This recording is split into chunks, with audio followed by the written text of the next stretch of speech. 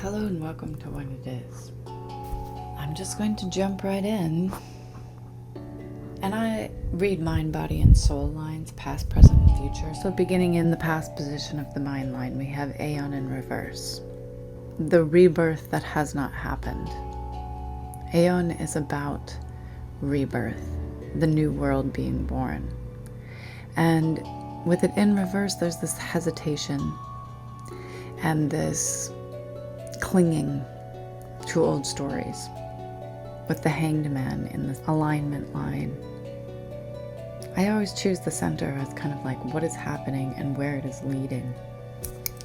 And so it's Aeon in reverse, the Hanged Man, and then Three of Cups in the future position of the mind line. That need to let go of these old stories and learn to tell yourselves new stories and have new emotional experiences, so that the frequency that you're sending out into the universe is one of overflow and joy, rather than clinging to this idea that it is what it is, because it never is just what it is. There's always so much going on beneath the surface and beyond our realms of interpretation. Within the great mystery is just more mystery. And I have recently begun reading Meditations on the Tarot, which is the journey into the Christian Hermeticism. And I'm barely into it. But already it's talking about how the cards are this way of learning to know oneself at a greater level within the mystery that is life. And that is always how I have read the cards, never as a sense of prediction, but rather a way to read energy and a way to understand what needs to be alchemized in my own energetic field. And because I am simply here serving as a mirror, I am interpreting these readings through my own experiences, my own perceptions. And with Five of Cups, disappointment in the body line, this sense of finding a way to look for the growth in everything. And that is always my way, my reframe, my transmutation. I find the growth. When things are challenging, I look for the growth. I look for the gratitude. I wouldn't know this if I hadn't had this experience to teach me. And I think there is this big misconception that as we build new lives and as we build the new world, that it's not going to be painful. Birth is painful. Life is painful. And if we are giving birth to something new, there are growing pains and there are truths that have to be uncovered. And a lot of that has grief attached to it, because we wouldn't be repeating old patterns if we weren't still attached to them. The Hangman asks us to let go, to stop hanging on so tightly to these old beliefs, because those beliefs are what create our reality, because we act through them through our emotional experience. And with Three of Wands in the reverse, how do you realign to the goal? How do you choose to use your experiences to keep aligned to your vision, to your purpose? Because the way that we do one thing is the way that we do everything. And in order to nurture ourselves into a new way of being, King of Wands in the future position of the body line, we need to learn how to hold that joy and hold that certainty. That's the freedom. Everything is asking us to set ourselves free. And we have the power to choose in every moment. Nine of Wands in the spirit line in the past position. That sense of weakness, that sense of self-imposed limitation, obstruction. victim, as though we're victims to circumstances. When really, all the circumstances are asking us is to go deeper, deeper into trust, deeper into our faith, deeper into the process, trusting this part of the journey, trusting the darkness to lead us back to the light, trusting ourselves to be able to discern through the situations that we find ourselves in what is the best course of action. Justice in reverse, in the alignment line of spirit, feeling out of balance with oneself, not trusting that we know the right path, or not trusting the process of going deeper, the process of allowing ourselves to fully experience all of it. That sense of victimhood, again, reinforcing that. And warning us of acting out of habit, attached to those old habits. The longer we stay attached to those old patterns and those old emotional habits, the longer we stay trapped. We can only liberate ourselves by finding the new beginning. Ace of Swords in the future position of the spirit line. Discernment, cutting through, it's in reverse. And in order to transmute all of these energies, we can flip them, right? That weakness becomes power. That sense of victimhood becomes balance and harmony. And we can return to that through being willing to go deeper into the wisdom of what is happening. The esoteric studies, the Princess of Swords in reverse, shows that unwillingness to embody that high priestess energy, to trust one's own tuition. We all have it. It doesn't matter what gender you are or what gender you identify as. We all have all of these energies in us. They are universal energies. And the Princess of Swords is that energy of understanding the great mystery, looking to understand the great mystery. Depicted as Isis in this card, trusting the mystery. And then setting ourselves free from the bonds and the cage of feeling as though the only way to accomplish this is by oneself. With the Hermit as the significator, it came in reverse, but I made an agreement with myself when I started reading out of this one certain deck, and I only draw one card a day from that deck. But I made an agreement that all cards come in the upright position. They all get transmuted. And really, I do that with all of my readings. When I see reversals, I see them as opportunities to transmute and to alchemize energy and turn it into something that serves our purpose and serves our journey. And so, with the Hermit coming in reverse, it shows that necessity of going outside of oneself, of sharing the journey, of communication with others, being in community rather than complete isolation. Yes, this journey is the journey of the self. It is a solo journey. But we need the reflections of others to show us where we have yet to grow and to heal. We are mirrors for each other, and people mirror our own weaknesses. The things we see in others, we have in ourselves, or we wouldn't recognize them. And just to be brave enough to say what you mean, to speak your mind. King of Wands in the body line, future position, freeing yourself, trusting your ability to nurture your dreams into being. The most benevolent king is the King of Wands.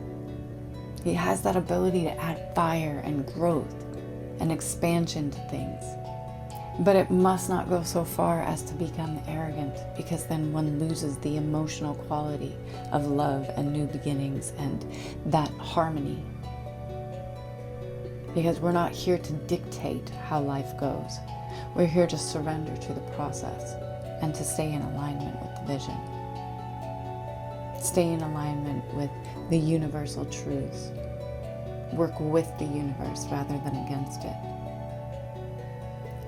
There's no need for us to conquer reality.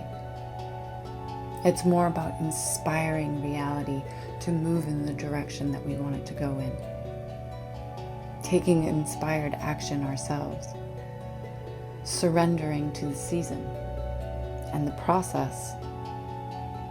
And learning how to find our way out of these places that we find ourselves in that feel as though they lack power. And so, know that if you are resonating with this, that you are here in the right time.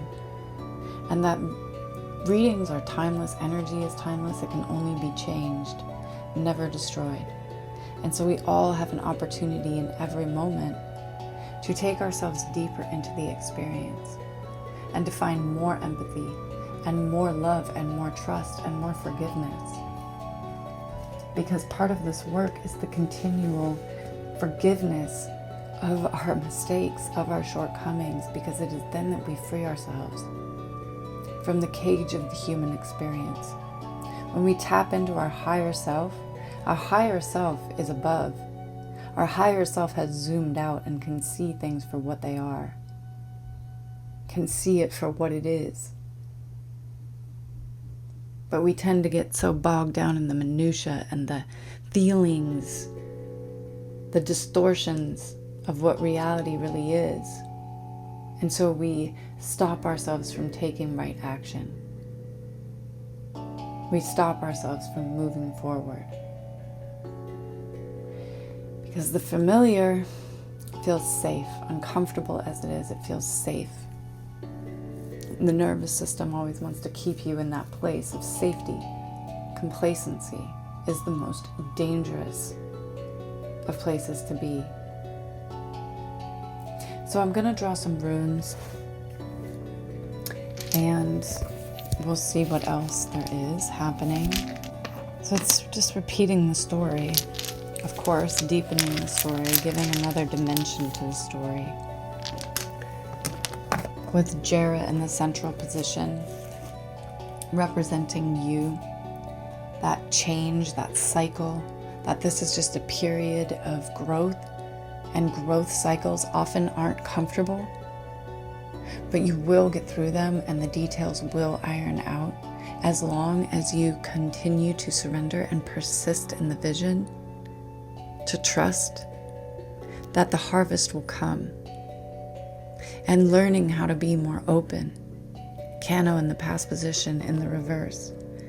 Cano is about opening, secrets being revealed, the truth being revealed, and giving yourself the full experience.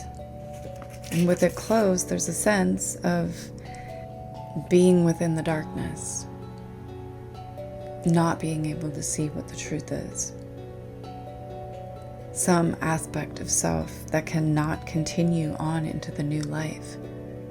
Reversed Cano points to the death of a way of life that becomes invalidated by growth. Reversed, this rune calls for giving up gladly the old and being prepared to live for a time empty.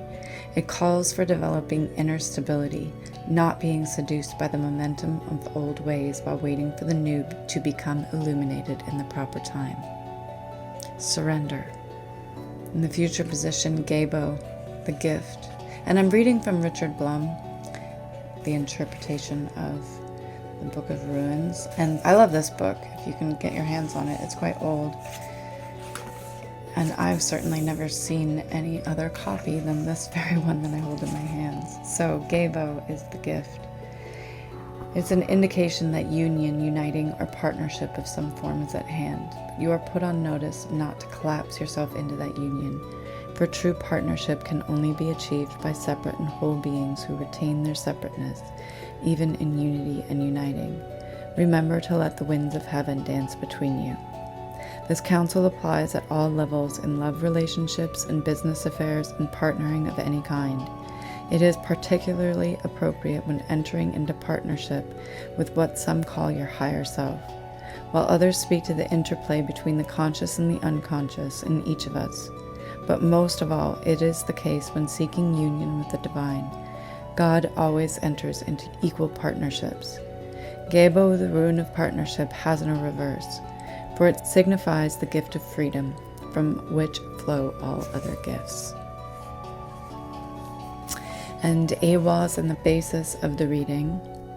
Defense, avertive powers, averting defeat, learning how to be patient, not lusting after specific outcomes. A time of waiting, perseverance, and foresight are called for here. The ability to foresee consequences before you act is the mark of a truly profound person. Avert anticipated difficulties through right action.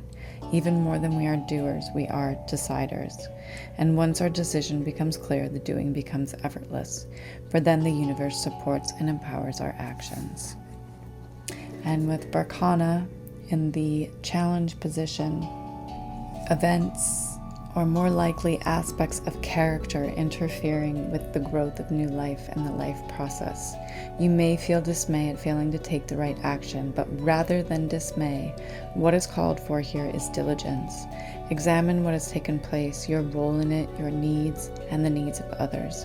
Are you putting your wants before the needs of others? Strip away until you can identify the blocks to growth in this situation, and then, penetrating gently, imitate the wind. You may be required to fertilize the ground again, but through correct preparation, growth is assured. Beautiful. Always bringing us the good news. If we're willing to do the work, everything works out. It really does. It just doesn't always feel the best during the process. But breakthrough is always possible because we can give it to ourselves in any moment. And we have Degas coming in the future position, the best outcome. Belonging to the cycle of self-transformation, breakthrough, transformation, day, rebirth. A major shift or breakthrough in the process of self-change. A complete transformation in attitude, a 180-degree turn. For some, the transition is so radical that they can no longer continue to live the ordinary life in an ordinary way. Because the timing is right, the outcome is assured, though not from the present vantage point. Predictable. In each life there comes at least one moment in which, if recognized and seized, transforms the course of that life forever. Rely, therefore, on radical trust, even though the moment may call for you to leap empty-handed into the void. With this rune, your true warrior nature reveals itself. And it goes on. And this is introducing a new period of achievement and prosperity. The darkness is behind you and the daylight is returning. However, as always, you are put on notice not to collapse yourself into the future or to behave recklessly in your new situation. A lot of hard work may be involved in a time of transformation. Undertake to do it joyfully. And so, I'm just going to cop to this reading being very personal to me, feeling very personal to where I'm at in my life, and that speaks to me, to the collective experience, because there are so many people that I know personally that are also undergoing similar situations. So it's so interesting and it's beautiful, that we have this experience together. So if this resonates with you, if this makes sense to you, I am very grateful to be on this journey with you. And if it doesn't make sense to you, that's okay too. We're all here until we're not. And as a piece of gratitude for you being on this journey, whether or not you continue right here in this space, I would like to offer you a method that I've been developing based on the major arcana of the tarot, the Journey of Self. And it's a simple 11-day guide that is intended to help people learn how to transform their own energy and how to be transmuters and become the magician and become conscious creators of their lives. In fact, I call it the art of conscious creation. So, if you're interested in checking that out, the link for it is below in the description box. And I invite you to come along on this journey, and I thank you for whatever part you partake in it with me and whatever part we serve in each other's journey. I'm very grateful for that. And so I'm keeping it short today because the energy's wonky, and I think this is where we're getting to the nitty-gritty, and I'm starting to discover what I'm actually doing here and what it actually is. So it's starting to land, and I'm super excited to just continue and meet everybody along the way and build on this. Because one thing that challenges teach me is to double down. You know, when things get harder, I get bigger, I get stronger, I grow, I build bridges towards what I want. I don't run away. There are parts of me that do, and parts and situations in my life where I have been, very avoidant. And I think that this is very much shown in this reading as well, is that sense of avoiding and that sense of holding oneself back from the full experience. Because emotions are difficult to navigate. And if we don't allow ourselves to have the full human experience and to navigate those emotions and cut out the outside world, navigate the emotions from within, we're not really giving ourselves the opportunity to grow as beings, as spiritual beings, because we have to be in alignment, mind, body, and soul, in order to bring our gifts and our light into the world from a sense of fullness. What we're missing when we feel that disconnection and that feeling of being cut off and removed is that alignment. The hermit is the seeker, and the seeker must be willing to go into the darkness to find their own light, and to come back out and bring that light back out to the world, so that we each individually, by our own healing, help heal the world. And that's the greatest mission that we can have, is that we help heal each other through the mistakes, through the misunderstandings, through the missteps. That growth comes when we keep returning to alignment, keep returning to the journey, keep returning to the path, trusting ourselves that the next clearing is coming, even if you can't see what comes next from this vantage point. Persisting and trusting that all will be well. So, I thank you all for being here. Much love.